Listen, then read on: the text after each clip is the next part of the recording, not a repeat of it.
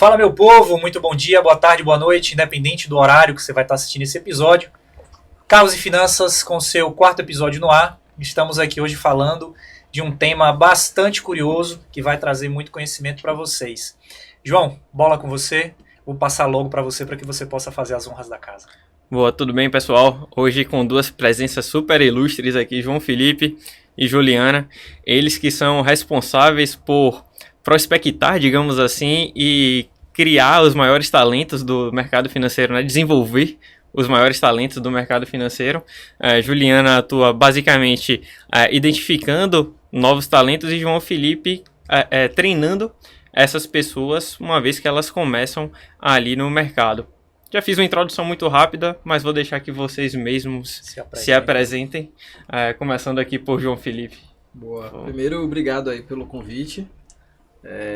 Eu sou João Monteiro, né, um dos sócios hoje da Act Investimentos. E já há 5 anos no mercado, economista, planejador financeiro também certificado.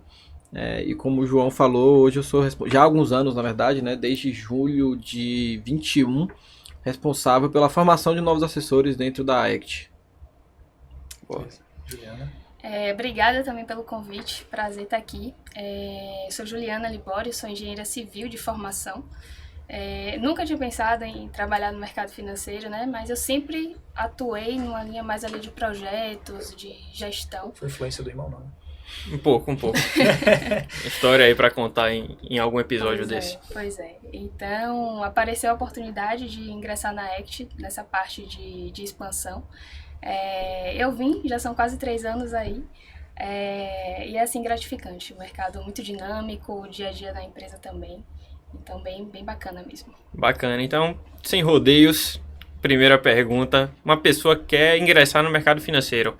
Vê ali bolsa, ações subindo, descendo, tem aquele encantamento, mas não sabe por onde começar. Qual é o caminho hoje? O que é que ela precisa fazer para começar a trabalhar nessa área? Tá. Primeiro, existem várias vertentes dentro do mercado financeiro.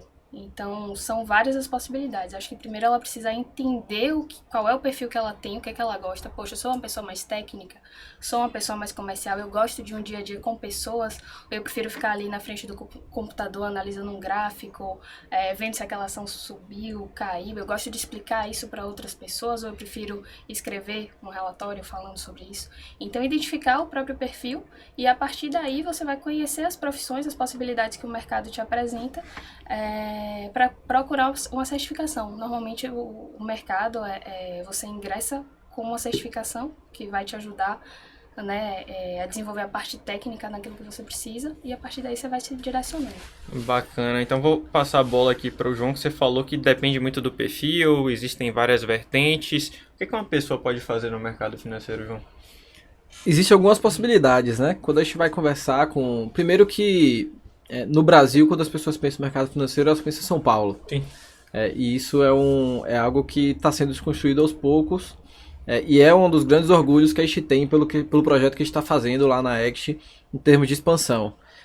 Eu mesmo, a princípio, entrei no mercado financeiro de paraquedas, mas ainda assim eu pensava que se um dia eu quisesse entrar, teria que me mudar para São Paulo.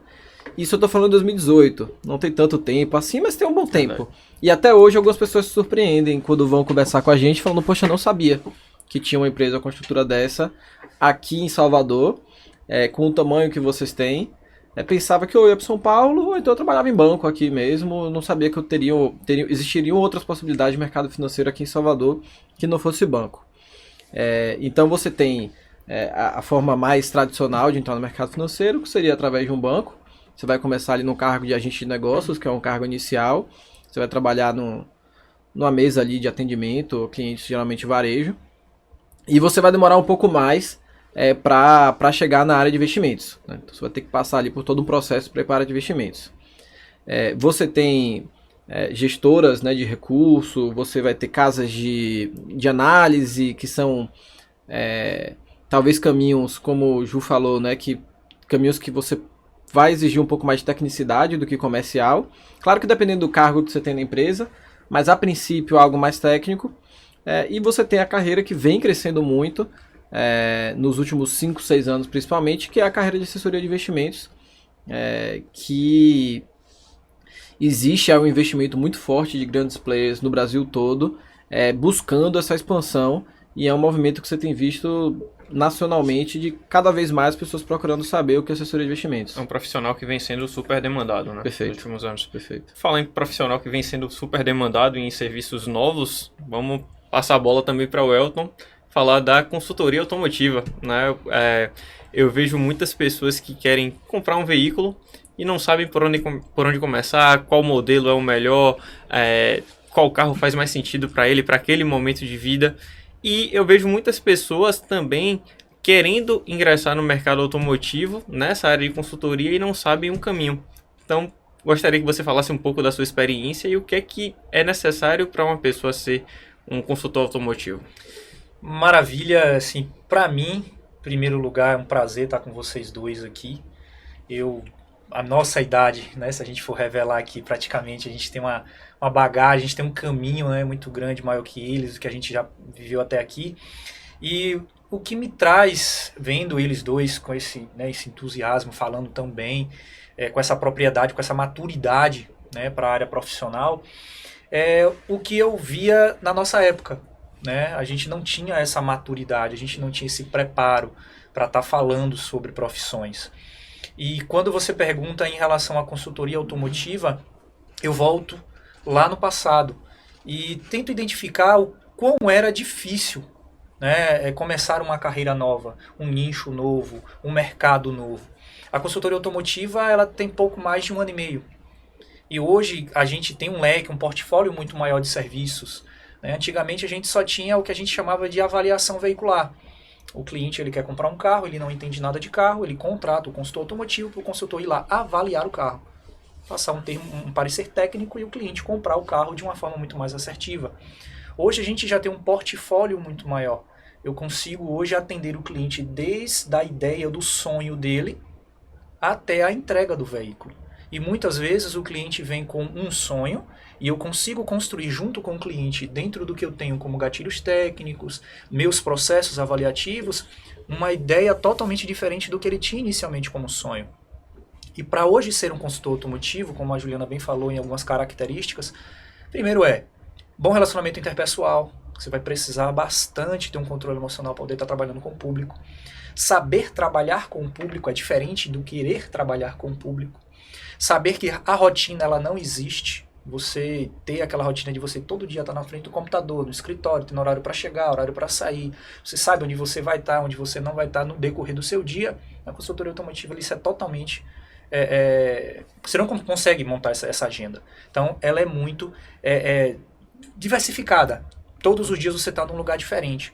E a consultoria automotiva, por ela ser nova, o principal desafio hoje é você saber que você vai precisar ser resiliente todos os dias.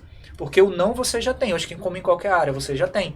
Mas você primeiro vai ter que construir na cabeça do cliente que a necessidade da consultoria automotiva é algo que é para hoje, é para agora. Você está indo comprar o carro. E aí, como é que você vai fazer? Eu vou chegar lá se o carro é batido, se o carro é roubado, se já foi recuperado de sinistro, de alagamento. Ou até se, um exemplo, um casal, agora como o João está tendo filhos, que carro comprar? Qual o valor? Como pagar? Como investir? Como ter esse retorno? Como pensar no pós-venda? Então tudo isso a consultoria automotiva, ela vem hoje, tá? Ela vem trazendo hoje esse portfólio, essa base para que o cliente possa fazer uma compra muito mais assertiva. Então, para o consultor automotivo hoje é isso, é entender que o processo não é só avaliar carros, não é só olhar carros, é um processo consultivo de entregar para o cliente o melhor serviço e o melhor produto. Bacana, você tocou em 2 pontos. Ele falou algo que poderia servir aí quase tudo para assessoria de investimentos também, né? Perfeito. Não sei se você pegou o mesmo gancho que eu, mas foram 2 pontos que eu vou chamar a atenção. O primeiro, que foi a questão de expectativa e realidade. E aí, imagino que muitas pessoas com as quais vocês conversam diariamente, que têm o sonho de trabalhar no mercado financeiro, eles veem o glamour do mercado financeiro, profissionais super bem remunerados, super reconhecidos. Exatamente. E o dia a dia da profissão, principalmente no começo da carreira, é muito difícil. Então, eu queria que vocês comentassem um pouco sobre o quão difícil é e o que fazer para superar alguns cases de sucesso que vocês já tenham. Nas conversas que a gente tem, a gente busca quebrar muito essa expectativa, né? A gente vê muita coisa aí sobre o mercado financeiro, como você comentou, quanto você pode ganhar, né? As possibilidades que você tem. E às vezes é engraçado, porque nossas conversas são no sentido contrário, de falar, é difícil, não é do dia para a noite que você vai chegar lá, você precisa trabalhar muito, talvez você não veja o resultado dentro de tanto tempo. A gente sabe que a possibilidade ela é real, o potencial da profissão é enorme, mas existe um período de maturação que é desafiador. E aí entra o segundo ponto que eu quero comentar, que é a parte da resiliência que o Elton também comentou, né? A pessoa que ingressa no mercado financeiro para trabalhar nessa área e não tem resiliência, muito dificilmente ele passa mais que 1 ou 2 anos na profissão, certo, João? Perfeito. Isso que Ju falou é engraçado, porque eu brinco às vezes, né? Eu falo assim, pô, passou 40 minutos ali na entrevista com a pessoa e eu lembro de falar alguma coisa boa da profissão. Eu falo, opa, peraí, deixa eu... porque a gente gosta de alinhar muitas expectativas, né? De que a pessoa não entre imaginando que é algo e quando ela entre não é exatamente aquilo. Então a gente prefere ser muito duro, por assim dizer, no processo seletivo em termos de deixar muito claro quais são as dificuldades do começo da profissão e que quem entre realmente entrou porque, poxa, eu entendi, né? Tá posto aqui a realidade. O primeiro ano vai ser muito difícil, o segundo ano ainda vai ser difícil e geralmente no terceiro ano você vê uma evolução muito mais exponencial.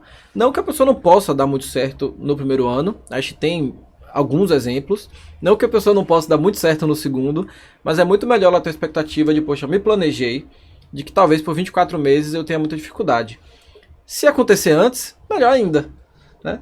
É melhor do que ela se planejar de, não, em 6 meses eu vou estar ganhando 20 mil por mês. E aí ela não está nem perto disso no 6º mês e ela se frustra.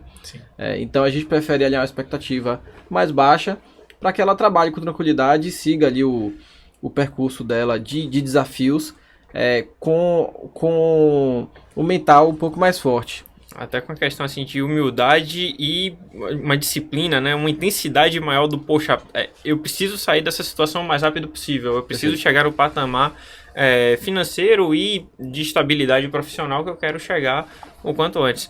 Eu usei a palavra estabilidade, acho que ela não é muito adequada porque não existe estabilidade na assessoria, né? Mas um patamar técnico mais elevado, isso que eu quero dizer.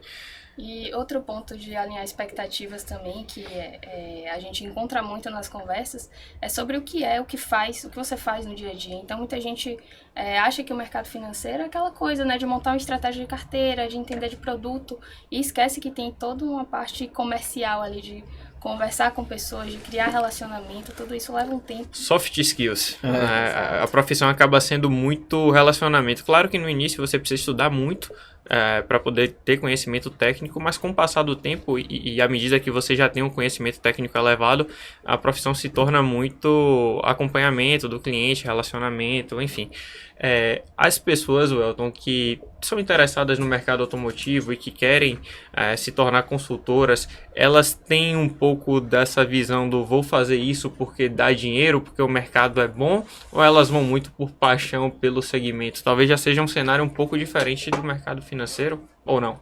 João, na consultoria automotiva, como eu falei, de início, a gente está falando em 1 ano e meio atrás, era o glamour.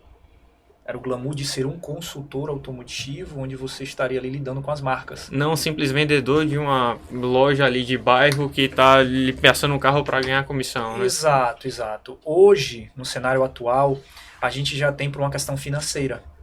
Então, hoje, o consultor automotivo, hoje, 2023, ele ingressa nessa carreira por uma questão financeira, porque o retorno ele é imediato. Tô vendo vocês falarem em prazos de 24, 12, 1 ano, 3 anos, perdão. Na consultoria automotiva isso não existe. Dependendo do sua bagagem técnica, do que você entrega como conhecimento e de quanto você estuda para poder estar atuando na área ali, o seu rendimento já é instantâneo. A gente tem consultores automotivos que a gente pode falar um pouco mais na frente em relação à preparação acadêmica, que terminam o curso e ingressa que no mesmo dia, na mesma semana, já está ganhando ali 3, 4, 5, 8 mil reais por mês. Isso vai roubar nosso assessor de investimentos que a gente tá Mas assim, até dentro da pergunta do João, para a consultoria automotiva entra o fator principal, que a gente estava falando em relação ao que fazer, o que gostar, as características, como a Juliana bem colocou, é justamente gostar de automóvel. Porque é diferente Você hoje é economista, né, isso, vocês trabalham com setores, vocês têm um feeling com isso, né, não é a minha área. Então, assim, você tem que ter um feeling com aquele produto, com aquele serviço no qual você entrega, senão você está vendendo uma mentira. Então, primeiro ponto, gostar de carros. Então, quem não gosta de carro, não fica. Não fica, porque é chato avaliar carro.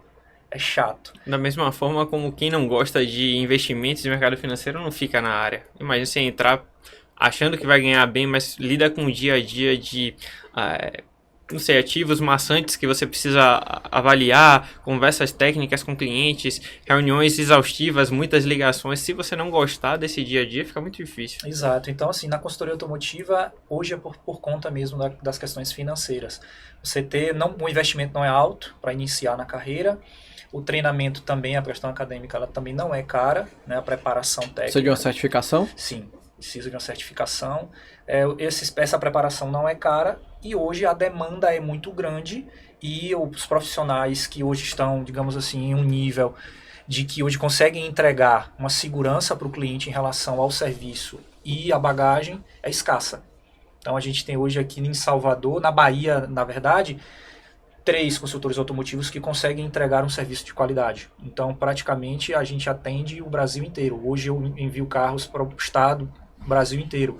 Então, eu consigo atender o cliente hoje onde quer que ele esteja. Você está preparado para vender uma mentoria depois de tanta gente procurando com essa informação de escassez no mercado? Já sim. Eu já tenho pessoas que me procuram, pessoas que já estão terminando a parte técnica, pagaram para ter um curso técnico e fizeram o curso técnico ou já iniciaram, ou aquelas pessoas que querem iniciar, mas não sabem como monetizar. Porque geralmente quem vai entrar numa profissão, ela quer entrar para poder pagar suas contas, ela quer se manter, quer fazer seus investimentos. E quem quer entrar, já quer entrar ganhando dinheiro. Então, dentro do que eu já tenho, como o João bem sabe, nós somos colegas de empresa, trabalhamos na Ford durante muito tempo. Eu fui, sabe aqueles carros plotados, que geralmente a gente vê protótipo, todo filmado, quando eu trabalhei, eu fui aquilo ali, piloto mecânico de testes. Trabalhei por um bom tempo avaliando carros de teste. Então, aquele carro que passa na rua, todo mundo fica todo curioso, camuflado, né? Como é que tá? Perfeito. Então, ali, eu trabalhei com aquilo ali. Então, minha bagagem em relação à avaliação veicular, ela já é de um bom tempo. Então, hoje, dentro da Bahia, para trabalhar com esse tipo de serviço, praticamente só eu para estar fazendo e mais algumas pessoas. Eu falei até brincando a questão da mentoria, mas é uma demanda que vai vir muito forte. Muito, muito. Eu estou me preparando para isso justamente para 2024, tá uma mentoria mais próxima. Para quem não só Bahia, mas quem está fora do Brasil também. Você muito. falando aí sobre a oportunidade que tem na consultoria automotiva, até pela escassez de profissionais. E a assessoria de investimentos ainda é uma profissão que existem poucos profissionais. São cerca de 15 mil assessores de investimentos hoje no Brasil. Se for comparar com o mundo de bancários, é minúsculo. Sim. E 6, 7 anos atrás, você tinha 2, 3 mil assessores. Então existia essa oportunidade também por conta da escassez, né? Muito grande, uma escassez grande. Mas existia ali um empecilho que parece que não tem na consultoria automotiva, que era um desafio, na verdade, não um empecilho, mas um desafio, que era como todo mundo estava muito acostumado, ainda está, mas ainda mais lá atrás, em aplicar em bancos. Sim. Existia um receio de você ir para a corretora. E aí a gente vende a consultoria, uma assessoria, mas a gente também vende produtos financeiros e a pessoa precisa confiar em você e precisa confiar nos produtos que você está oferecendo. No seu caso, você tem uma consultoria ali e os produtos que você oferece já estão na realidade dela, eu imagino, muitas vezes, né? Vai ser uma marca que ela já ouviu falar, um carro que ela já ouviu falar. Eventualmente deve surgir também, você deve surgir com algum carro, algum modelo que ele não está tão acostumado. Não sei se tem esse desafio também de alguma forma. Para mim, na verdade, o que vai fazer ou trazer a diferencial para o meu cliente é o meu serviço. Então, dentro do que eu ofereço como serviço para o cliente, a única trava que vai ter é o único concorrente que eu tenho que, se eu colocar na ponta do lápis, não se torna minha concorrente, que é o laudo cautelar. Então, as empresas de laudo cautelar, que hoje são, digamos assim, um serviço que foi tirado de dentro do Detran para poder trazer, digamos que, uma privatização, que na verdade não é, mas que vão olhar ali apenas os itens obrigatórios de Detran, que seriam o número de motor, o número do chassi do carro, o número do câmbio, placas, algumas fotos. Hoje, dentro do serviço que eu entrego, o meu serviço é muito mais completo, sabe? Uma concessionária ou uma loja de bairro falar assim, tem laudo, não se preocupe, tem laudo cautelar aprovado. Não está dizendo muita coisa, está dizendo que, ok, de forma geral o carro está ok. mas pode ter muita coisa ali que um laudo como esse não pega, certo? Exatamente. O grande problema para essas questões de laudo cautelar, e aí eu não quero ser aqui antiético, né, tá falando até de produtos e de empresas que fornecem o mesmo serviço que o meu, é porque dá para se vender esse tipo de serviço.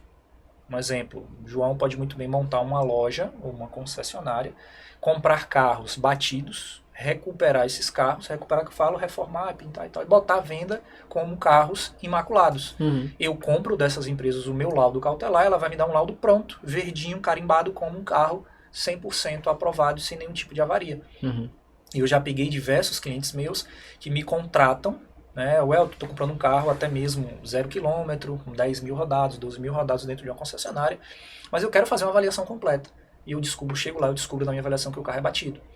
Então, o problema é, como o João já falou em outros episódios, o problema não é você comprar um carro que é recuperado de batida. O problema é a informação ser passada para o consumidor.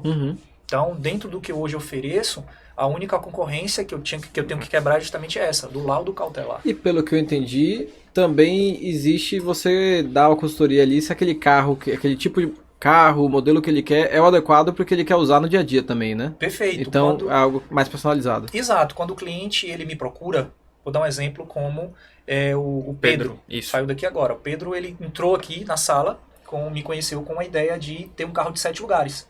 Eu preciso de um carro de 7 lugares. Tá, mas você precisa do carro de 7 lugares por quê? Porque eu tenho uma família grande e eu preciso... Tá, mas e se eu te indicar um carro que possa ter um espaço interno maior, em que você não precise dos 7 lugares? Que carro? Olha, vai depender do seu orçamento. Qual é o seu orçamento? 100 mil. Pronto, dentro desses 100 mil eu consigo te ofertar, consigo te mostrar um portfólio dentro do mercado automotivo, opções que vão ser muito mais, tem mais custo-benefício para você. Vou dar um exemplo. Vocês são assessores de investimento. O cliente convidou vocês para ir até a residência para que vocês possam atendê-los em domicílio. O carro que vocês vão chegar vai ter ali praticamente a metade do se vai fechar ou não, se vai dar negócio ou não. Então você chegar num carro que realmente condiz com a tua profissão, como você está se vestindo quando você se porta, faz a diferença. Então, foi como eu disse a ele. Muitas vezes no orçamento que você está procurando, você vai ter ali uma Chevrolet Spin. Quem olha para um Spin vê táxi. Mas você pode muito bem chegar numa Jeep Territory, quase pelo mesmo preço. Você pode chegar numa Ford Edge, você pode chegar ali numa Sorento, que são 7 lugares. Então, assim, um carro com um plus um pouco melhor. Tive um cliente essa semana que virou para mim e falou, eu preciso de um carro que me ajude na minha ascensão social. Eu preciso estar posicionado socialmente melhor do que o carro que eu tenho hoje.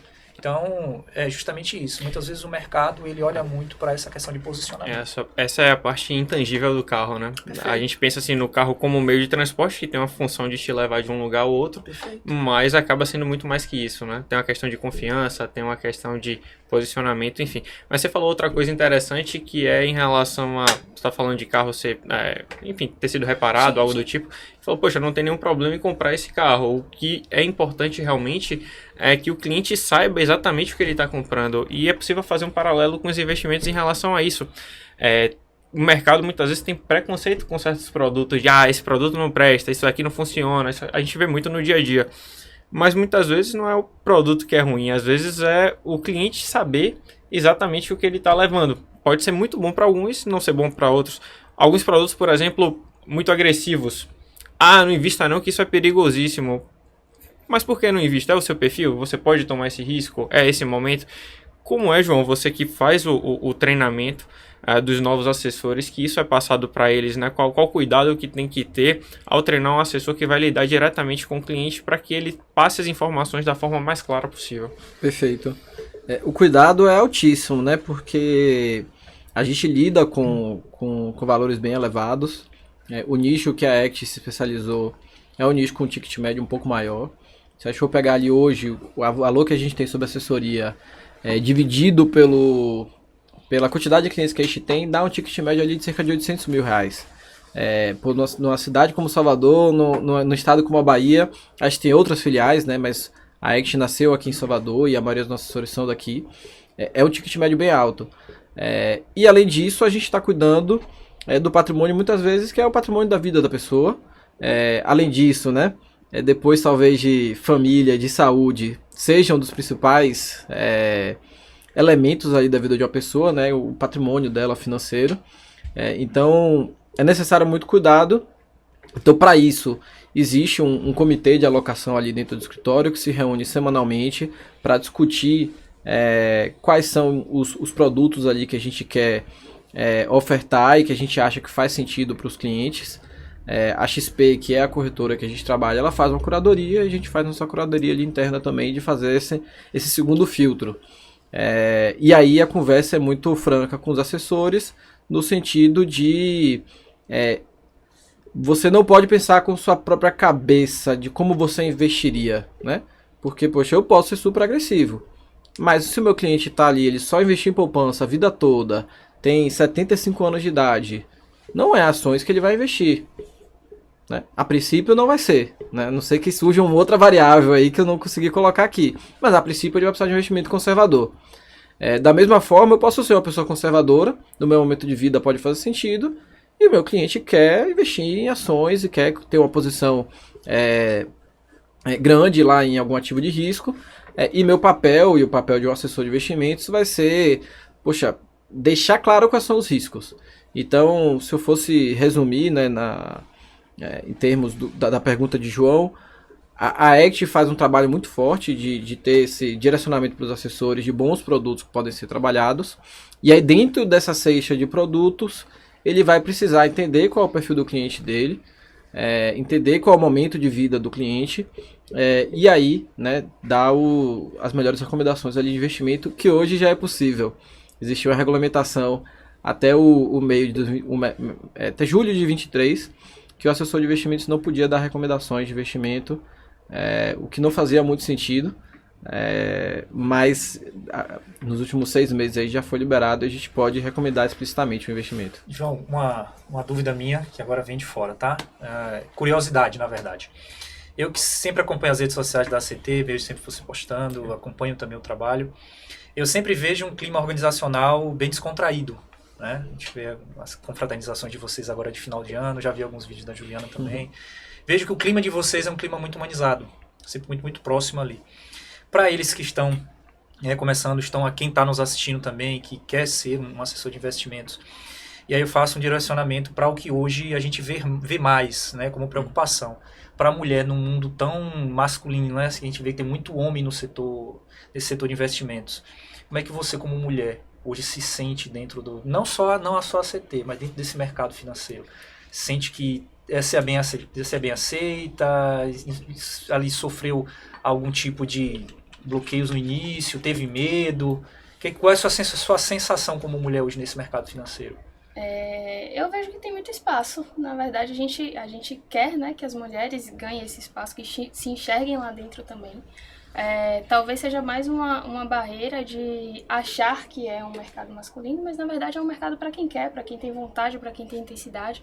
Então, eu me sinto super acolhida ali dentro, não enxerguei essa barreira, mas realmente a procura é muito mais dos homens, né? Os homens, não sei, talvez se enxerguem mais. Sim. E acho que essa parte do feminino precisa também saber que é um mercado para elas da mesma forma. Perfeito. Na empresa a gente conta com várias assessoras muito boas, profissionais realmente sensacionais. E quanto ao clima organizacional, a gente sempre fala que a gente quer ser um lugar excepcional, e somos um lugar excepcional para nós trabalharmos, e um lugar excepcional para o cliente estar também. Então a gente busca essa experiência tanto para o cliente quanto para nós mesmos no nosso dia a dia, né? Inclusive, pelo 2º ano consecutivo, a gente tem o selo GPTW, né? Great Place to Work, que é uma certificação dos melhores lugares para trabalhar, e vou citar aqui que fomos a 3ª melhor empresa da Bahia, certo? Para trabalhar, e a primeira dentro do segmento investimentos. Essa sensação é passada, tá? É um feedback para quem tá de fora, tá? Para vocês. A visão que a gente tem de cá de fora é justamente essa. Bacana. Eu que venho do mercado comercial, eu venho do telecom, há 13, 14 anos na área telecom, supervisão de vendas, e eu sempre tive um clima organizacional um pouco tenso. né, onde tem sempre ali, você está sempre preocupado com meta, você está sempre preocupado com cobrança, é aquele clima tenso que você não quer chegar, mas na hora que chega não tem como sair, então você fica naquele clima. Então, quando tinha essa questão de carreira, a gente sempre pensava, poxa, transição de carreira agora, cara, eu tô tão cansado, eu tô tão exausto. E aí, pra gente que tá de cá, que vê o clima de vocês, a gente realmente vê que existe ali uma necessidade, uma tentativa de querer crescer, de crescer. O clima é muito bom, não é porque o clima é leve, né, e aí o pessoal vai poder comentar melhor, mas que não existe ali uma necessidade de performar, né, de Sim, realmente perfeito. entregar bons resultados, mas de fato quando a pessoa é boa e é comprometida, né, e tá bem treinada, né, tudo tende a fluir de uma maneira muito boa, então não tem por que ter esse clima ali de uma cobrança pesada, algo que não agrega em nada, né, no final das contas. E você acaba tendo um pouco disso, facilita ter esse ambiente quando você tem um alinhamento de expectativa grande também no processo seletivo, que foi o que eu comentei, né? Perfeito. Então, a pessoa que entrou ali, se estava claro para ela quais são os desafios da profissão, e ela decidiu entrar, não tem porque ela tá infeliz, né? Sim. E é uma profissão também que, como você falou do carro, né, que exige ter paixão, e a profissão de assessoria também exige essa paixão. Você tem que ter essa paixão por investimentos, você tem que ter uma paixão em ajudar pessoas, né? Você passa o seu dia lidando com pessoas. Propósito. Tem que ter um propósito ali de ajudar as pessoas a investir melhor, que no final do dia, né, se for resumir tudo que a gente faz ali, é ajudar pessoas a investirem melhor o dinheiro delas. Exato. Eu perguntei também isso à Juliana, primeiro por ela ser mulher, a única mulher aqui na mesa. Na consultoria automotiva a gente tem uma referência feminina, a Aline Deodato, ela é de São Paulo, e assim, é uma profissional, cara, que dificilmente um homem vai conseguir ser detalhista como ela é. Dificilmente um homem vai conseguir entregar uma qualidade de serviço como ela entrega. Porque a mulher, ela, para tudo, ela tem um cuidado melhor, ela consegue ter detalhes que o homem não tem, ela é muito mais organizada, ela consegue entregar um resultado muito mais conciso em relação ao que está sendo proposto ser feito. E aí quando eu vejo justamente uma mulher tratando de profissões, algo que é difícil a gente ver, né, a mulher atuando, ou que é muito homem, a gente vê homem só naquela...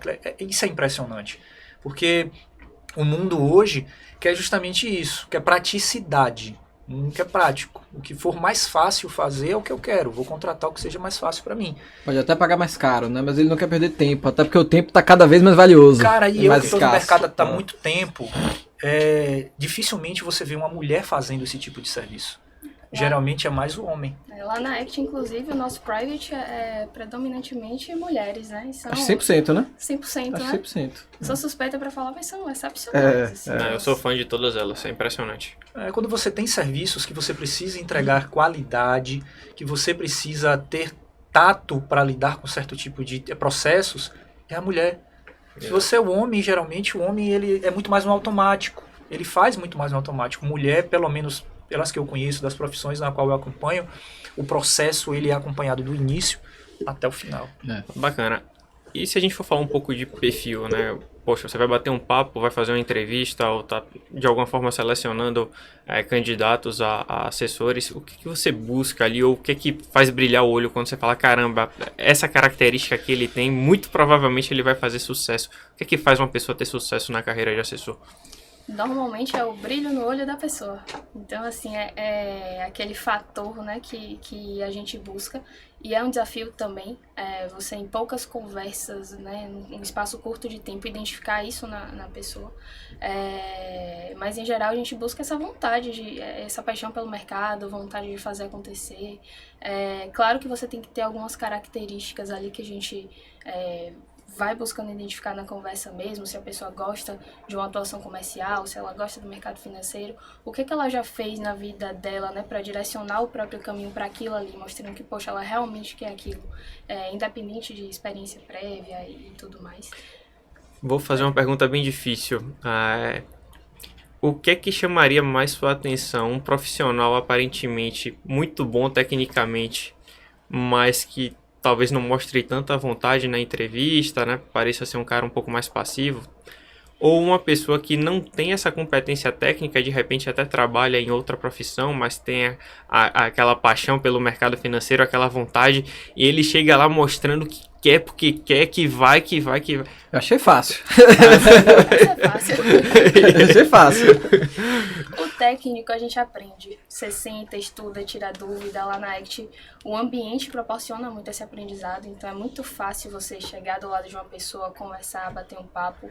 Todo dia você sai diferente do que você chegou. A pessoa que está do seu lado vai te jogar para cima, vai torcer verdadeiramente pelo seu sucesso ali dentro. Então, essa questão técnica, com o tempo você vai aprendendo, né? Fora o suporte que a gente tem. Então, assim, a gente já desenvolveu uma estrutura que um assessor, na primeira reunião dele, ele vai fazer uma boa reunião. Ele não vai estar sozinho, ele vai ter acompanhamento, vai ter mentoria, ele já vai ter passado por treinamento. Então, a pergunta foi fácil. E no final do dia eu comento muito isso, né? A gente vende, ali quando a gente está conversando com o cliente, a gente está vendendo credibilidade e está vendendo confiança. Confiança no sentido de que ele tem que conversar com o assessor e entender que aquela pessoa tem os interesses, né, dele, cliente, em primeiro lugar. Né? Poxa, é uma pessoa honesta, uma pessoa que eu posso confiar e ele é autoridade naquele assunto. Se o cliente entende que você é uma pessoa de confiança, que você tem credibilidade para estar falando daquele assunto, 95% do problema está resolvido, dificilmente ele não vai virar seu cliente. E as pessoas hoje no Brasil, até por uma questão de educação financeira, entendem muito pouco. Então muitas pessoas que a gente lida, é um exemplo clássico que eu comentei aqui do senhor de 75 anos de idade que tem um dinheiro na poupança. É a coisa mais comum do mundo que existe. Então você não vai precisar conversar com aquele cliente sobre bolsa, curva de juros, mercado internacional. Pode ser que em algum momento você chegue nesses assuntos depois de um tempo de relacionamento. Mas inicialmente você vai falar com ele do beabá. Explicar que a poupança, né, só rende no aniversário, que tem aplicações tão seguras quanto aquela que podem render a mesma coisa. Então, com o básico, você já vai conseguir conversar com muitas pessoas ali. E aí você tem tempo para ir maturando e obviamente se tornando mais técnico, porque é importante a tecnicidade. E eventualmente você vai se deparar com clientes que são mais técnicos e que não vão investir o dinheiro dele se ele sentir que ele entende mais de investimentos do que o assessor está na frente dele, né? É quase que um cliente que tá pensando em contratar sua consultoria percebe que ele sabe mais de carro do que você. Não faria Acontece o muito. menor sentido. Acontece muito. Mas assim, a gente tratar no dia a dia. Você tá ali com o cliente ali, você vai se acostumando muito tempo e eu acredito que é o que a gente faz na consultoria. Antigamente, falar era a principal ferramenta, hoje é ouvir. Então, o primeiro contato com o cliente é apenas ouvir. Deixo ele falar, ele descarregar o máximo que ele tem para falar. Muitas vezes o cliente, no falar, ele já me entrega tudo que ele tem. Não preciso perguntar mais nada. Ele fala tudo para mim, eu monto meu perfil, minha estratégia de compra e muitas vezes não preciso nem anotar nada, nem fazer nenhum tipo de mapa. Pra gente que trabalha com serviços personalizados, né, ouvir é fundamental. Sim. Para poder entregar realmente o que o cliente precisa e muitas vezes ele nem sabe o que ele precisa, mas a gente bate precisa isso aqui tanto nos outros episódios, a gente bateu tanto isso aqui que a gente precisa ter esse perfil de ouvir. Perfeito. O consultor precisa ter esse perfil, né? Precisa entender realmente a necessidade do cliente. Exato. Mas João, a gente está falando aqui já, botou os dois para falar, tô eu falando também aqui, mas assim, pro lobo de Wall Street, né? Para quem já está aí há tantos anos no mercado, a gente sabe que nada é fácil de início, como eles bem colocaram, tem um tempo de maturação na profissão, mas esse tempo de maturação que você levou lá no início para hoje estar no degrau que você está, para quem está começando, tá? A gente sabe que existe esse tempo de maturação, mas o normal é resiliência. Mas o principal, o que é que você daria como dica para quem está iniciando esse processo, para entender que chegar no degrau onde você está, sim, é possível, a gente já sabe, você está aqui, a gente tem outros assessores de investimentos que já chegaram também, mas o principal, que hoje olhando para trás, você disse assim, poxa, eu teria feito isso aqui de diferente, talvez para tentar acelerar meu processo. Cara, o principal é muito simples, né? A gente fala aqui toda hora, mas vou repetir, porque não tem outra coisa para falar, é querer fazer acontecer e se esforçar para isso. Não tem outro caminho. Não vai ser rápido, não vai ser um estalar de dedo. Resiliência, todo dia um pouquinho melhor.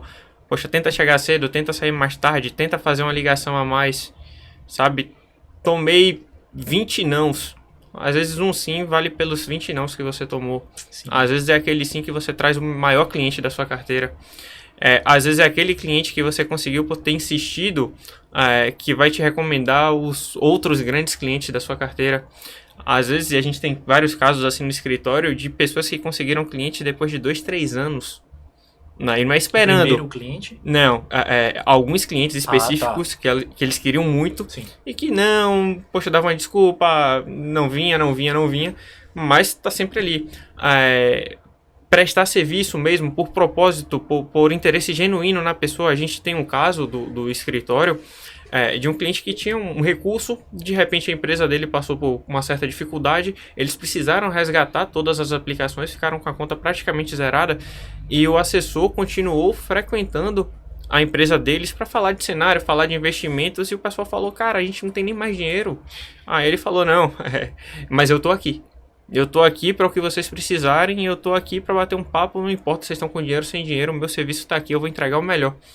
E aí passou a pandemia, essa empresa se reequilibrou, o caixa voltou a ficar bem e ela foi vendida numa das maiores transações da Bahia, e intermediada, né, entre outros profissionais por esse assessor, muito pela confiança que foi adquirida. Então, é um dos maiores cases de sucesso que a gente tem lá. Total. E que mostra que o dia a dia poxa, eu vou entregar o melhor que eu tenho, não importa a situação, eu não vou desistir, eu vou fazer uma ligação a mais, eu vou fazer uma reunião a mais, eu vou chegar um pouco mais cedo, eu vou sair mais tarde, eu vou fazer acontecer. Uma vez, um diretor de uma empresa que eu trabalhei no passado falou assim pra mim, eu nunca esqueci isso: João, tem 2 pessoas com objetivo. Uma quer e a outra quer muito. Em geral, a não ser que aconteça alguma coisa fora do previsto, quem é que vai ficar com aquilo? A que quer muito. Talvez essa pegue, mas quem quer muito, de alguma forma, vai chegar. Né? Exato. Tá mais disposto a pagar o preço. Na sua opinião, o esforço vence o talento? Vence. O esforço vence o talento? Vence. Principalmente quando o talento não se esforça. Né? Aí fica fácil, aí fica uma vitória fácil. Pra gente que vem... Eu acho que a mesa inteira foi assim. Para você, a transição de carreira foi difícil? Para mim, foi difícil. Até porque também eu comecei do zero em uma profissão nova. Então, a transição de carreira para mim foi extremamente difícil. Para você, a transição de carreira foi difícil? Engenheiro mecânico, assessor de investimentos. A parte financeira foi bem difícil. Eu saí de um patamar de salário bem alto, assim, bem ok, e comecei com uma remuneração baixa, mas as expectativas estavam super bem alinhadas. Eu acompanhei a entrada de João, viu? Exato. Todo mundo ficou surpreso. Quando teve a entrevista, rapaz, a gente conversou com um cara que disse que ia largar o posto dele lá de engenheiro e ia virar assessor de investimentos. Ninguém acreditou muito, não. O cara vai fazer isso mesmo? Foi case na época, assim, a gente tá falando de 2019, né? Isso. Pô, até hoje é falado, assim. Pô, lembra de João lá em 2019... Eu lembro da pessoa saindo da entrevista, assim, acabei de conversar com um cara ali, que acho que... Ele falou que vai, mas acho que não vai não. Tipo, minha mãe passou um tempo sem querer falar comigo, enfim, foi um caos. Mas assim, não foi tão difícil, claro que não foi fácil crescer na profissão, mas a transição em si não foi tão difícil pela questão do propósito. Poxa, o que é que eu gosto de verdade? Eu gosto de trabalhar com investimentos, eu gosto de mercado financeiro. Tá? Eu me sinto bem falando de investimento com outras pessoas. É prazeroso para mim ajudar uma pessoa que eu tô vendo que ela tá fazendo besteira com o dinheiro dela. É prazeroso para mim orientá-la para que ela possa investir melhor e, consequentemente, toda a família dela se beneficiar com isso. É algo que eu faria de graça. Então vai dar certo. Eu não sei quanto tempo vai levar até eu chegar no patamar financeiro que eu tinha, mas eu sei que vai dar certo porque eu não tô fazendo isso por dinheiro. Eu tô fazendo porque eu gosto, porque eu quero, entra a questão do propósito.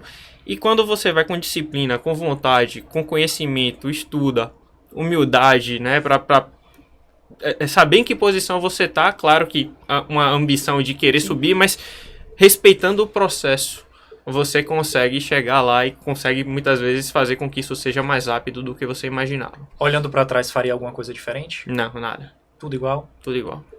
Vocês dois, que também fizeram, estão nessa parte aí, engenheira civil, não é isso? Você sempre foi da parte... O meu eu não fiz transição de carreira. Mas você sempre fez economia? O meu caso é um pouco diferente, porque eu comecei na Act, foi o meu primeiro trabalho, estou lá desde então. Quantos anos já? 5 anos na Act. Deixa eu só fazer um parêntese, deu tudo muito certo também pra mim, porque foi na Act. Sim. e com as pessoas que foram, com o ambiente que é. Porque poderia ter sido uma transição desastrosa se fosse para um escritório com outra cultura, com outros valores, né? Algo que a gente bate muito. Isso é bem importante. Esse alinhamento de cultura, valores, é fundamental, assim, para você dar esse passo de, às vezes, sair de um modelo completamente diferente e falar, vou fazer aquilo ali. E isso de transição de carreira, eu contei a história de João porque na época não era tão comum. A gente não tinha uma estrutura de expansão realmente estruturada. A gente tinha essa cultura muito boa que ajudava para quem estava fazendo transição de carreira, mas não tinha a estrutura e os processos que a gente tem hoje para que isso aconteça da melhor forma possível. E dada a responsabilidade que muitas vezes a pessoa largando a profissão ali, que é SLT, com um patamar de salário mais alto, a gente não vai deixar aquela pessoa tomar a decisão se ela não está ciente, mais uma vez, de todos os desafios que é a profissão e o tempo que pode levar à maturação. Então a gente toma muito cuidado também de não trair a pessoa ali durante o processo seletivo. A gente tem que ser muito honesto, porque não é uma transição simples, muitas vezes. Às vezes não está envolvendo só ela, está envolvendo toda uma família. Então é algo que não pode ser feito de forma displicente também da nossa forma. Tem que ser muito cuidadoso. O mesmo cuidado que a gente tem com o cliente, a gente tem que ter com as pessoas que a gente está trazendo para dentro do escritório. São sonhos, né? Perfeito. São sonhos. Exato. Você está trazendo uma profissão nova, uma expectativa nova, e até para eles que são jovens, né, acabaram de sair da faculdade, estão cheios de sonhos, ou até mesmo aquele que fez a faculdade porque a mãe, o pai, ou é tradição familiar, né, fez, mas e agora? O que eu vou fazer? Exato. Para que lado eu vou? Exato. E vocês falaram sobre transição de carreira, né? A gente estava aqui comentando sobre isso. Hoje, qual o perfil mais desejado? Uma pessoa recém-formada que quer ingressar no mercado financeiro e não tem muita experiência profissional, que você pode treinar ali já desde o início, digamos assim, ou uma pessoa que já tem outra profissão, no meu caso era engenheiro e trabalhava na área, mudar para o mercado financeiro. E uma terceira possibilidade, que é uma pessoa que já vem de mercado, mas com uma proposta diferente. Um bancário que já tem muitos anos de casa e que agora vai trabalhar num escritório de investimentos como assessor. E existe uma mudança ali de rotina, de dia a dia, de desafios, que muitas vezes é tão difícil quanto uma transição de carreira total. Quais são os perfis que vocês mais gostam ou não existe isso? Quais são os desafios de cada perfil? O mais importante pra gente é buscar o perfil que seja alinhado com nossos valores, como eu falei, valores e cultura. Então, independente do seu momento de vida, a gente tem pessoas que não estão terminando a faculdade, né, não se formaram ainda, como a gente tem pessoas que já se aposentaram e falaram, poxa, eu não quero ficar parado, quero trabalhar, e aí vieram, ambos dando super certo, assim como os perfis intermediários também, poxa, trabalhava ali, tinha uma profissão totalmente diferente, engenharia, enfim, engenharia bem comum até, e resolvi ser assessor de investimentos porque eu gosto, porque eu enxergo um futuro naquilo. Então, assim, em termos de momento de vida, a gente já tem estrutura para receber todos os perfis, né? A gente tem trainee de 19 anos, que foi destaque esse ano. A gente tem um assessor que eu não vou arriscar a idade dele, porque ele pode ver e depois brigar comigo, mas ele já é aposentado. E também foi destaque esse ano. Exato. Mas então, super jovem, né? Mentalmente foi um dos mais jovens, talvez. É um cara muito bacana. Exato. Então, assim, percebendo que esse não é o fator que determina se uma pessoa vai dar certo ou não, a gente se estruturou para absorver vários perfis de profissional. Cara, bacana, muito legal isso. Aí a pessoa viu que é um mercado em expansão, viu que a Ect é um escritório muito legal, fez o processo seletivo, passou por você, por João Felipe, foi aprovada e aí vai começar o treinamento. Como é esse treinamento, João? Poxa, o assessor entrou ali, o futuro assessor entrou ali, ou já assessor, né, já tem a certificação nesse momento. O que que tem esse programa? O que que você passa para ele logo de início? Tá. A gente tem uma agenda de onboarding, que é uma agenda de treinamentos. Foi algo que a gente demorou muito a chegar no modelo ideal. Lógico que ele vai mudando, mas acho que foi o primeiro ano assim que a gente quase não mudou. Todo ano ele mudava completamente. A gente veio lapidando isso, tem 2 anos, né? Tem uns 2, 3 anos já. 3 anos, e esse foi o primeiro ano que a gente mudou muito pouco. E a grande virada de chave que a gente percebeu foi justamente que o técnico é muito mais absorvido na prática do que eu dar uma aula para ele sobre cada tipo de investimento no onboarding. Sim. Porque a gente ensinava, né, os assessores, tudo sobre investimento ali, 2 horas e meia sobre renda fixa, 5 horas sobre previdência, 3 horas sobre renda variável, enfim, diversas aulas ali, treinamentos sobre investimentos, e a gente não ensinava a ele como fazer uma reunião, ou ensinava muito rápido, falava de forma muito breve, como fazer uma reunião, como fazer uma ligação, como se postar diante do cliente, soft skills que o João comentou aqui, inclusive alguns dos treinamentos de soft skills, João fez, né, no último onboarding de São Paulo, quem ministrou esse treinamento foi o João.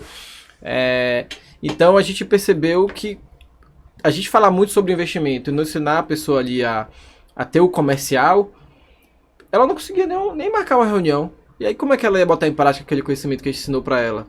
E depois de um mês o cara tinha feito 2 reuniões. E ele esqueceu tudo que ele aprendeu no onboarding porque ele não botou nada em prática. Então foi muito melhor, ficou muito melhor estruturado. A gente hoje tem um onboarding muito voltado para o comercial. Então tem um modelo, né, de ligação, um modelo de fazer reunião, um modelo de fazer segunda reunião. Não que vai ser algo engessado, mas pelo menos para ele saber qual é o início, meio e fim de uma ligação. Qual é o meu objetivo de uma ligação? É para falar sobre assessoria de investimentos na ligação, quando eu ligar para o meu cliente, meu prospect, né, meu futuro cliente? Não, você tem que agendar uma reunião. Você não vai convencer ele a investir o dinheiro dele com você por uma ligação. Então são esses pequenos detalhes que a gente ajustou. E aí, na prática, quando ele começa a marcar as primeiras reuniões, ele vai ter um acompanhamento de um assessor mais sênior. Às vezes eu acompanho, às vezes eu peço para João acompanhar, às vezes para alguma outra pessoa acompanhar, justamente para qualquer lacuna técnica que ele tem ali a gente poder suprir. E aí quando acaba a reunião ali, poxa, o cliente falou que vai investir 300 mil com a gente, vamos montar a carteira junto. E aí enquanto você está estudando a carteira daquele cliente junto com ele, você vai contando ali a historinha. Pô, isso aqui é renda fixa, a gente está botando isso aqui por causa disso, esse outro título aqui por causa disso, os riscos são esses. Mesmo, né? Exatamente. Então, nesse começo, a gente pega muito na mão e a gente acredita, hoje fala, né, como todo termo em inglês, é o hands-on. E é um modelo de onboarding, assim, que já quebra muitas barreiras, né, porque ainda na etapa de entrevista, uma das dificuldades das pessoas é falar, beleza, mas uma coisa é eu chegar ali, estudar para certificação, ser aprovado, e a outra é eu sentar na frente de um cliente e falar, vou te atender, né, então, assim, às vezes muda totalmente, né? Então você ter a confiança para fazer essa ligação, para fazer essa reunião e entender que você consegue fazer aquilo ali, ter esse suporte, né, que vai te preparar para isso é fantástico. Boa. Então vou fazer uma pergunta agora para o Elton, porque a gente está contando aqui como é o onboard na Act, né, e todo o processo que nos levou ao patamar atual. Quando você fez a sua transição de carreira, você contou com algum suporte desse tipo, de um profissional mais experiente apontando os caminhos, de repente corrigindo ali algumas coisas, ou foi uma coisa que você teve que aprender sozinho e na marra e sabe, buscar, enxergar onde melhorar e se corrigir? Claro que você deve ter tido alguns contatos para poder bater um papo e tal, mas essa questão da mentoria que a gente comentou anteriormente, que você pretende fazer com outras pessoas que vão iniciar na profissão, você chegou a ter algo desse tipo? Não. Quando eu iniciei o pensamento da construção da minha empresa, foi uma coisa meio autodidata. Tá? Como eu já praticava isso na Ford, eu só quis trazer a bagagem que eu já tinha, né, para os meus processos. A gente tem alguns cursos que são feitos dentro da área, por outros profissionais que já estão há um maior tempo, mas são cursos muito genéricos, tá? São cursos que vão te mostrar o que eu já sabia fazer. Então eu só precisei, na verdade, estruturar, eu só precisei, na verdade, montar o meu processo.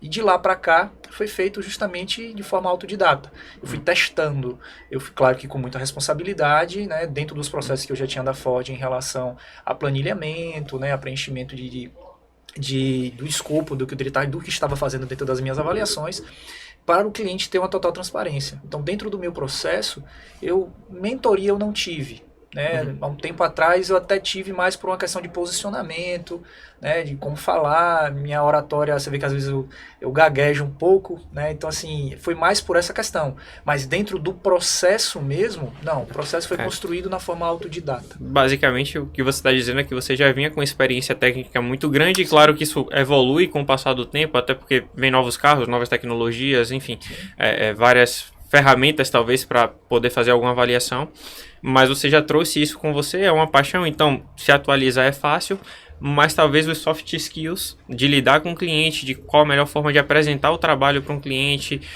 Total diferença, porque assim, trabalhar com consultoria automotiva é algo que, se você tiver pelo menos um feeling em lidar com pessoas, você consegue desenvolver bem. Mas se você não souber estruturar o negócio, você morre de fome. Porque se você querer viver apenas de um serviço, você não cresce. Então eu precisei montar todo um portfólio, todo um processo para poder estar rentabilizando o negócio. Dentro da Act a gente fala que o produto vai virar uma commodity, né? O ativo financeiro vai virar uma commodity. Qualquer escritório, qualquer banco vai ter aquele produto. Praticamente virou já, Exato. Né? Foi rápido. Exato. O diferencial é o serviço. E no seu caso, com certeza, também é o serviço, né? Serviço. É confiar no consultor. Exato. É o cliente, como você acabou de dizer, eu vou dizer essa palavra bem simples mesmo, o cliente sentar em casa, na frente da televisão, o casal sentar na frente da televisão e dizer assim, o meu sonho é ter um carro tal. Eu vou sentar e não vou me preocupar. Eu tenho um consultor que vai saber o carro que eu quero, da forma como eu quero pagar, qual é a minha condição real de financeira que eu vou poder pagar por mês, de manutenção desse carro, como eu posso estar pensando no carro na pós-venda, né? Eu sempre, essa é uma briga até entre eu e o João, para mim carro não é investimento, para ele já é, mas assim, pensar nesse ponto final de que o carro quando vai ser vendido lá na frente.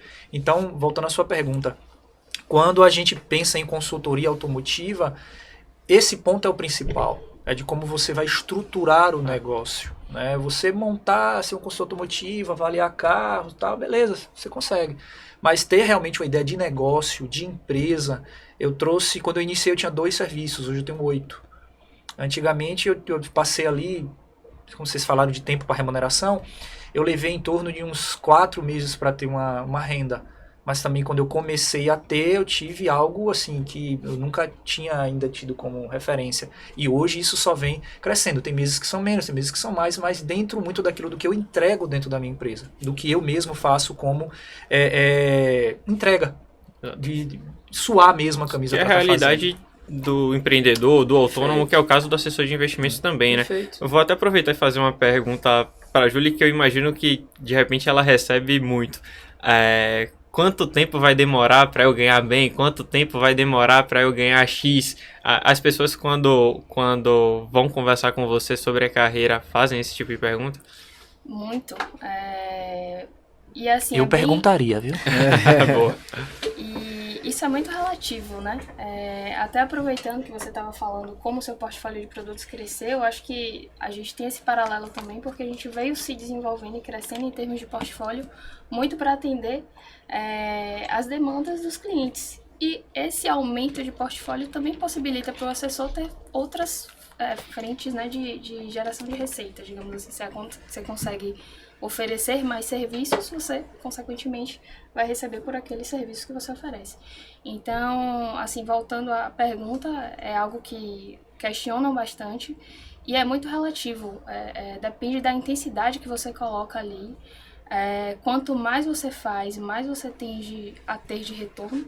Para algumas pessoas acontece de forma mais rápida, mas a gente gosta muito de deixar uma expectativa mais clara de um primeiro ano mais difícil, de um segundo ano ainda em um processo de construção.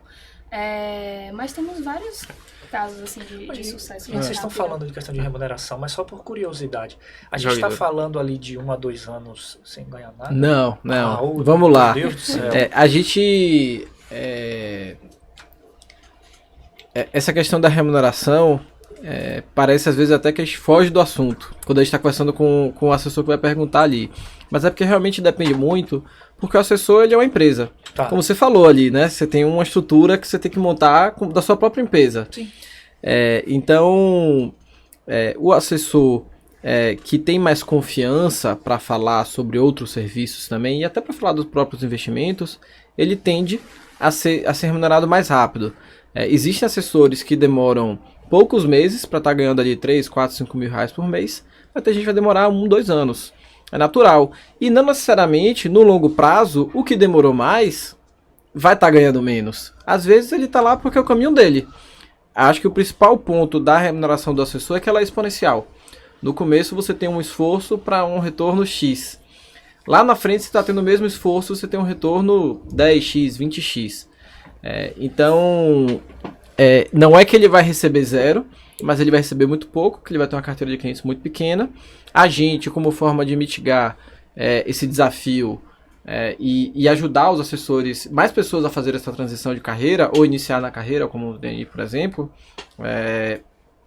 a gente dá uma ajuda de custo ali por um tempo, para os assessores que estão começando, alguns outros incentivos também, eventualmente, mas eu acho que o principal ponto é esse, ela é exponencial.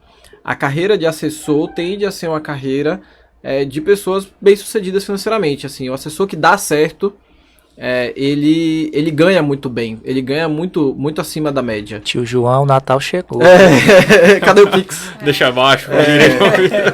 Então, temos um exemplo aqui grande. É isso, gente. Mas não é uma... Eu costumo brincar assim. O assessor, ele não tem meio termo. Ou ele desiste da profissão, ou ele dá muito certo. Exato. Né? E você tem um período ali que é estatística mesmo de 2 anos, que costuma ser o período de reabilitação que a gente fala. Tem um outro ponto também que é, assim, acho que é uma das belezas da profissão, essa questão de ser exponencial.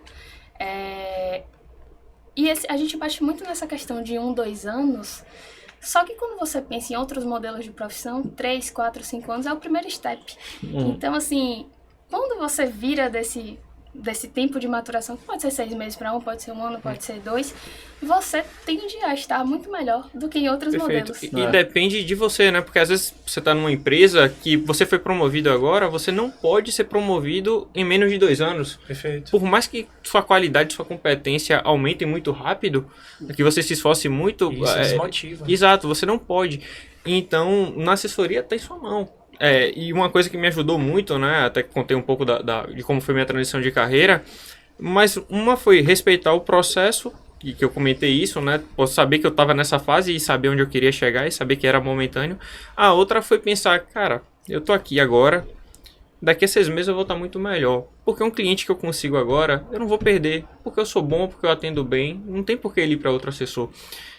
Amanhã eu vou conseguir outro cliente, semana que vem eu vou conseguir outro cliente. Cada cliente que eu consiga vai me recomendar outros clientes. Daqui a 6 meses eu vou estar em outro patamar. E daqui a 1 ano eu vou estar em outro patamar. Daqui a 2 anos eu vou estar em outro patamar maior ainda. Então, assim, é algo, como o João falou, exponencial. Cada cliente que você consegue e atende bem, ele pode te recomendar vários outros clientes. Poxa, eu comecei a atender um cliente, ele me apresentou a esposa, me recomendou, eu comecei a atender a esposa, de repente eu atendi o pai da esposa, de repente um primo da esposa, de repente tem uma família de 20 pessoas sendo atendida por mim. E aí, imagine várias famílias, de repente você está com uma carteira enorme, humildade, trabalhando, sendo muito responsável, é o sonho de famílias ali, né? Mas uma coisa que me ajudou muito foi pensar isso. Daqui a 6 meses eu vou estar muito melhor, daqui a 1 ano eu vou estar muito melhor, daqui a 2 anos eu vou estar muito melhor. Visão macro, né? Exatamente. Então não tem porquê, numa carreira de assessor, como o João falou, se você é bom, se você se dedica, tem uma visão de longo prazo, está comprado com a ideia, tem um propósito de ajudar, não tem como você daqui a 3, 4, 5 anos não estar num patamar financeiro bom. Sim, eu hoje olho para mim, hoje eu me olho, paro de frente para o espelho, profissionalmente falando, e tento me enxergar se ainda tivesse, né, na área telecom. Eu já estava fazendo um processo trainee para a coordenação Nordeste da operação, então para mim estava extremamente confortável. Tive que, por alguns percalços familiares na época, tive que abandonar o programa trainee. Para mim foi muito doloroso na época, porque eu vim trabalhando muito para aquilo, mas hoje quando eu me vejo no espelho e falo, cara, valeu a pena. sabe? Valeu a pena o sacrifício, valeu a pena a incerteza de saber se teria uma remuneração, se teria uma carreira, se o que eu estava fazendo realmente era uma carreira, se o que eu estava fazendo lá atrás, que era 2 serviços simples, se aquilo realmente se transformaria em uma empresa, se eu conseguiria apenas atender os meus vizinhos. Hoje eu atendo o Brasil. Então, quando eu olho hoje para trás, o Elton, profissional e empresa, eu digo, cara, vale muito a pena. E para quem está assistindo a gente do lado de lá, talvez saindo agora de uma faculdade, num processo ainda de estudo, ou que está pensando em fazer uma transição de carreira, a gente tem 4 exemplos aqui que vale muito a pena. Tá? Parar para ter medo só torna o nosso processo cada vez mais estagnado. Então, ter medo não é solução. Ter medo não é solução. Então, quando a gente olha para trás, a única vontade que dá de gritar para o mundo é dizer, vale a pena. Tenta, continua tentando, errei hoje, faz de novo, errei, faz de novo. No final sempre dá certo. Se não deu certo ainda é porque talvez não foi o final. Exatamente. Com certeza. Exatamente. Queria fazer uma pergunta sobre desafios. O Elton falou que atende o Brasil inteiro. Nós também temos clientes do Brasil inteiro e assessores de grande parte do país. Na expansão, quais são os maiores desafios e quais são as diferenças regionais, por exemplo, de expandir em Pernambuco, na Bahia ou em São Paulo? Acho que a gente tem alguns bons desafios aí, começando por essa questão de a profissão não ser tão conhecida. Então tem um trabalho de base muito forte ali de explicar como é o dia a dia, explicar o que é que faz e tentar até num processo conjunto mesmo com cada pessoa que está ali disposta a entender e saber se aquilo é para ela, de entender, poxa, faz sentido para mim ou não faz. Então nem todo mundo que a gente conversa já entende 100% o que é, então a gente vem desde esse processo quase educativo mesmo, de falar o que é a profissão. Um outro ponto que eu até já comentei é essa questão de em pouco tempo, né, com a pessoa, em poucas conversas, você tentar entender se aquela pessoa tem o perfil e as características para dar certo dentro do escritório. Isso vale para os dois lados, né, tanto para ela, poxa, tô investindo meu tempo, tô dando esse passo e quero ir ali dentro. Daí vem toda a questão da ética, da transparência, da gente realmente alinhar expectativas, como para a gente também, de poxa, vamos investir aqui nessa pessoa, né, vamos ajudar a fazer dar certo. Em termos regionais, acho que muda bastante essa questão de, por exemplo, em São Paulo o mercado já é muito mais competitivo, existem vários outros escritórios, então você tem diversas possibilidades, cada escritório tem sua própria personalidade, né? Como é o dia a dia ali dentro, e nem todo mundo entende a importância de você conhecer o escritório. Às vezes você vai muito mais por uma questão imediata, talvez, não sei, tem uma proposta ali financeira um pouco melhor, ou você já chegue com uma carteira, enfim, cada um vai oferecendo o que tem ali. Mas acho que de modo geral é isso, são algumas que eu me lembrei aqui agora. Bacana. E você, João, quais são os maiores desafios no treinamento, né, na capacitação de pessoas que vêm de transição de carreira ou que querem começar depois de uma faculdade, por exemplo, nesse mercado financeiro? Acho que o principal desafio é que você está lidando com pessoas. Lidar com pessoas nunca é simples, porque da mesma forma que eu falei ali dos clientes, você também está lidando ali com sonhos, com famílias, com expectativas, né, que são criadas ali a partir do momento que a pessoa entra. E são perfis muito diferentes, né? Você vai ter uma pessoa que está num momento de vida já um pouco mais maduro e que tem um pouco mais de urgência. Você vai ter uma pessoa que está num momento de vida ainda saindo de uma faculdade, então pode estar um pouco mais imatura, muitas vezes é a primeira experiência profissional da pessoa, então até coisas que hoje pra gente já são quase que óbvias, para aquela pessoa não é, e você precisa às vezes ir ali realmente no beabá, conversar com, ajudar ela a entender coisas básicas de um ambiente corporativo, de ter reunião com clientes, né? São pessoas muitas vezes jovens, né, principalmente no programa Trainee, que vão ter que lidar com clientes muito mais velhos que eles. Então você ajudar a gerar esse senso de autoridade, às vezes numa pessoa de 23 anos de idade que vai sentar na mesa com um cara de 50, que é um médico de sucesso, e ele vai ter que dizer que é autoridade, ou mostrar que é a autoridade naquela mesa ali é ele. Porque o médico pode ali entender muito sobre a área dele, mas quem entende de investimentos e é o especialista sou eu ali, o trainee de 23 anos de idade, né? É isso aí. Então esse talvez seja o principal desafio de ajudar o trainee a internalizar esse senso de autoridade nele e poder repassar isso para o cliente. Porque se o cliente perceber que você tá meio que tremendo as pernas ali, e as pessoas percebem. Percebem. Linguagem corporal, a gente tá falando disso mais cedo. Exato. Pô, bacana. Pô, pessoal, bate-papo maravilhoso aqui, passou super rápido. A gente já tá chegando no final do nosso episódio. Vou fazer uma pergunta para os três, rapidinho. Começando aqui pelo Elton.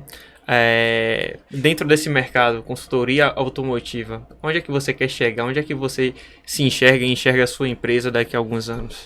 Pergunta típica de RH, né, em entrevista, mas onde é que você quer chegar? Sendo a maior empresa de consultoria automotiva da Bahia. Bacana. E você, Jolie?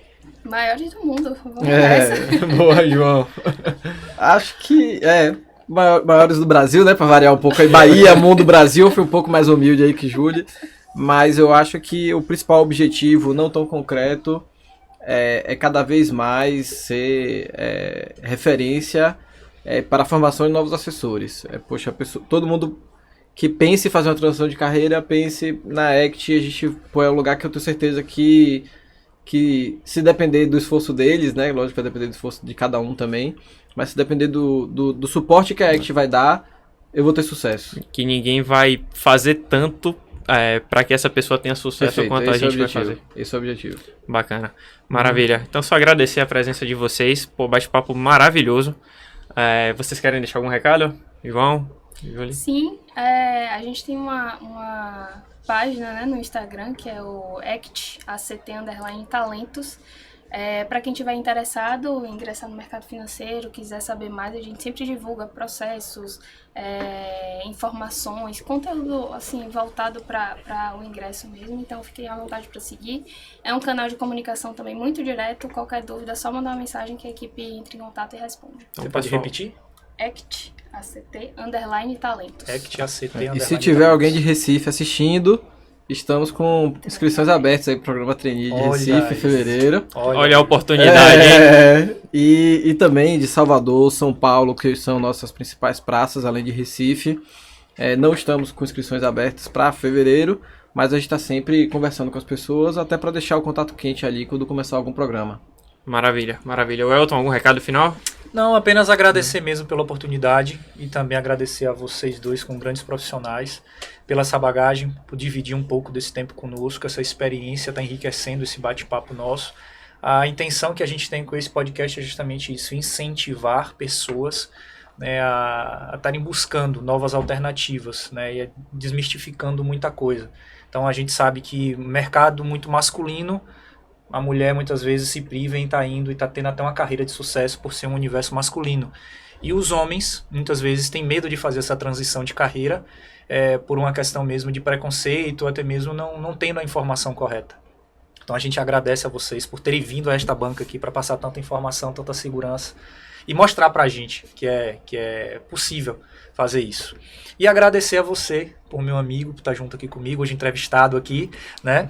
Mas a mensagem que eu sempre deixo no final: vocês que precisam, tá, de informação, vocês que precisam de alguma forma de ajuda, já deram aqui os canais deles para que vocês possam falar com eles. Eu e o João também estamos sempre à disposição de vocês para qualquer demanda. É só entrar em contato nas nossas redes sociais ou deixa um comentário aqui mesmo que a gente entra em contato e vai ajudar vocês. Tá bom? Por hoje é só, estamos extrapolando o tempo. Qualquer coisa, estamos sempre à disposição. Forte abraço, obrigado por hoje. Valeu, tchau!